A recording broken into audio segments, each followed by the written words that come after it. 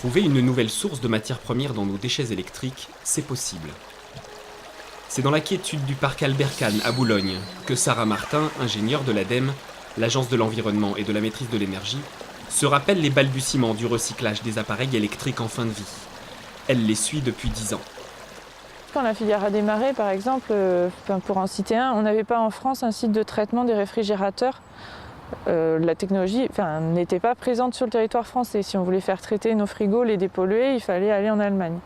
Là, aujourd'hui, on a plusieurs sites de traitement en France qui sont capables de traiter la totalité de ce qu'on collecte. En 2009, la France a collecté et traité 370 000 tonnes d'appareils électriques, soit presque 6 kg par habitant. Apparemment, le recyclage, ça marche.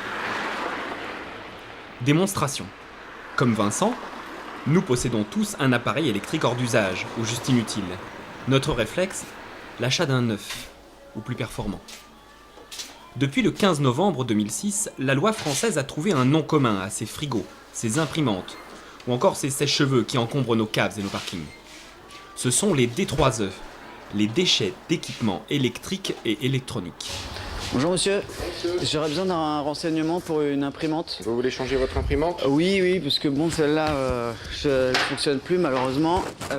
Depuis plus de 3 ans, clients et commerçants se sont découverts de nouvelles responsabilités. Le vendeur doit reprendre gratuitement votre ancien matériel.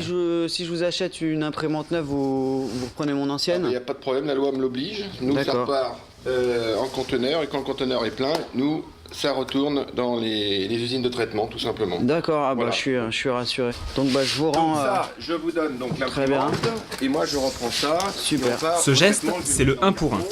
Un acheté, Parfait. un repris. Vous mettez votre imprimante dans le bac de récupération. À charge aux commerçants d'envoyer ces appareils vers un lieu de traitement ou de collecte. Merci de tous ces conseils. Merci. Au revoir. Au revoir, monsieur. À l'initiative du vendeur, son bac est acheminé sur un site de regroupement. C'est dans la déchetterie de Conflans-Sainte-Honorine, parmi d'autres déchets électriques et électroniques, déjà disparus de la mémoire de leurs propriétaires, que nous retrouvons l'imprimante de Vincent, à l'abri des regards, pour éviter les vols. Aujourd'hui, 6000 points de collecte sont disponibles en France. Un geste éco-citoyen plutôt bien adopté. Pour autant, notre vision du recyclage reste floue. La déchetterie, c'est un réflexe pour vous ? Oui, c'est bon pour le développement durable, Quels que soient les déchets ? quels que soient les déchets, oui.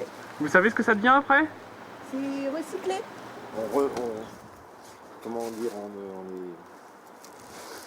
On refait quelque chose avec, oui, c'est retravaillé, c'est... S'il n'y avait pas de déchetterie, tout ça, ça finirait à la poubelle, ça se répartirait comme ça dans les ordures ménagères, quoi. C'est un réflexe pour vous, la déchetterie ? Oui, tout à fait. Vous savez ce que va devenir votre imprimante ? Bah, je pense que ça va être plus ou moins recyclé, quoi. Certaines choses vont être recyclées et voilà, j'en sais pas plus. Pour y voir plus clair, nous nous sommes rendus chez Ecologique.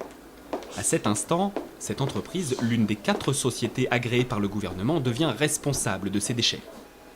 La mission de Romain, acheminer et suivre les D3E jusqu'à leur site de traitement, contrôler les opérations de dépollution, de revalorisation, et garantir la traçabilité des produits jusqu'à leur destruction. Chez Ecologique, qui suit les déchets, les lots ? Alors, c'est notre service opération et qu'on va aller voir si vous le voulez bien. Allez. L'éco-contribution, ces centimes supplémentaires que l'on paie aux fabricants lors de l'achat d'un produit électrique, sont reversés à Ecologique. Bonjour. Cet argent finance donc les opérations de cet éco-organisme, c'est-à-dire la collecte, le transport et le traitement. Romain, où sommes-nous ? Alors, nous sommes dans la cellule pilotage des opérations d'Ecologique qui est chargée de suivre et d'organiser toutes les demandes d'enlèvement vers les centres de regroupement ou les centres de traitement. Il y a un document qui permet de suivre... Alors, en plus de l'outil informatique, nous avons effectivement, de la part des opérateurs, ce type de chose s'appelle un bordereau de suivi de déchets qui permet de tracer de l'enlèvement jusqu'à la destruction les lots et les déchets d'équipements électriques et électroniques. Qu'est-ce qui vous garantit que le travail sera fait ? Alors, l'opérateur, une fois qu'il a effectué la dépollution et qu'il a fait le traitement à proprement parler, doit nous fournir un certificat de destruction. Ça ressemble à quoi ? Ça ressemble à ça. Ça ressemble à ça. Voilà. C'est un certificat qui a été fait par l'opérateur et qui certifie sur l'honneur qu'effectivement le lot ou les D3E ont bien été détruits. J'ai personnellement déposé une imprimante dans un petit bureau de l'Île-de-France. Est-ce que vous pouvez me dire où il est ? Alors, effectivement, on sait que l'imprimante que vous avez déposée a bien été enlevée et elle a été acheminée vers le centre de traitement de Troyes. Direction l'Aube. Pour 2014, les éco-organismes comme écologiques se sont engagés à collecter et traiter 10 kg par habitant et par an, soit près de 600 000 tonnes. Dès son arrivée sur le centre de traitement, le camion subit tout d'abord un contrôle de radioactivité et passe par la pesée.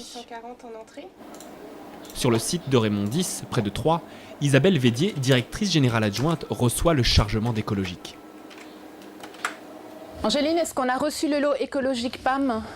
Oui, bien sûr, ça. Merci. Bonjour Isabelle, je suis à la recherche d'une imprimante. Vous pouvez me dire où elle se trouve ? Oui, justement, on vient de recevoir votre lot. Je vous emmène tout de suite. On y va. Ici, jour et nuit, près de 60 personnes se relaient pour dépolluer des montagnes d'appareils inutiles. Parmi eux, l'imprimante déposée chez notre revendeur 2 jours plus tôt va enfin suivre le parcours idéal d'un déchet électrique. Quel produit tire-t-on vraiment du recyclage ? Quelle part de nos déchets est exploitable ? Pour répondre, nous allons suivre notre imprimante parmi les 75 tonnes quotidiennes que traite cette chaîne. Que se passe-t-il ici ? Ici, nous sommes dans la cabine de dépollution phase 1, c'est-à-dire que nous allons retirer une bonne partie des fractions dangereuses, c'est-à-dire les piles, les batteries, les condensateurs, les cartouches et les tonnerres. Là, nous venons de retirer la cartouche qui était contenue dans votre imprimante. Pour le compte des éco-organismes, on dépollue ici 28 000 tonnes de déchets électriques par an.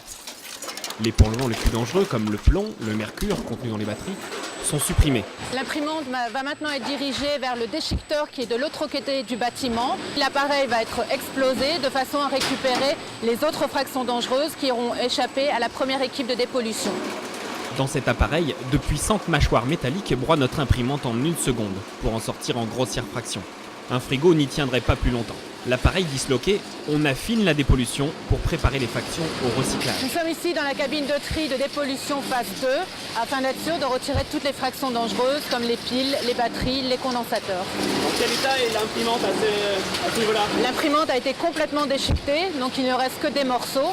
L'imprimante repasse ici mais de façon complètement diffuse afin de pouvoir retirer les fractions dangereuses.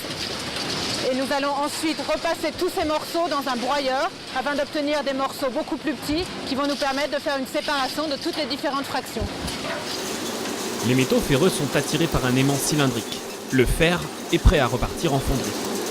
Destination ensuite un engin surprenant, digne d'un décor d'une industrie de pointe. Donc les morceaux s'enferraillent et sont ensuite dirigés vers cette machine qui est un trieur optique. Cette machine va nous permettre de trier les morceaux de cartes électroniques broyées de couleur verte, des plastiques et des métaux non ferreux, grâce à ce senseur qui va détecter les différentes couleurs. Le fer extrait, les circuits imprimés écartés, place au trieur fonctionnant selon le principe du courant de Foucault. Dans ce champ magnétique, l'aluminium et le cuivre sont éloignés des plastiques. Isolé, le plastique quitte l'usine pour être refondu. Les métaux non ferreux poursuivent leur parcours. Là, nous sommes dans la dernière machine, ce sont des séparateurs densimétriques. Grâce à la différence de poids, nous allons séparer le cuivre de l'aluminium. La boucle est bouclée, nous avons nos produits finis, nos matières premières secondaires. Ces matières vont partir en fonderie où elles vont redevenir une vraie matière première, réutilisée en aluminium, en cuivre. Et le plastique va être également utilisé pour refaire des appareils électriques. Mission accomplie. Plus de 90% de notre imprimante vont alimenter l'industrie. Pour Sarah Martin, recycler n'est pas une mode, mais bien la ressource de demain. Mais il y a évidemment un autre enjeu qui est énorme, qui est le recyclage, donc la génération de matières premières secondaires. Et il y a évidemment un certain nombre de métaux rares, dont on sait que les gisements sont en quantité limitée sur la planète, et dont les équipements électriques et électroniques sont friands. Et c'est vrai qu'aujourd'hui, le gisement de déchets d'équipements électriques et électroniques est potentiellement aussi une source de minerai pour un certain nombre de métaux. Maintenant, il reste à savoir comment on parvient. Il faut déjà capter les volumes et puis ensuite réussir à les extraire, ce qui n'est pas forcément encore des techniques au point aujourd'hui. Donc dans les projets de recherche et développement à venir, probablement. À l'avenir, nous devrons donc changer notre vision de nos déchets électriques, car collecter et recycler prennent des allures de chasse au trésor.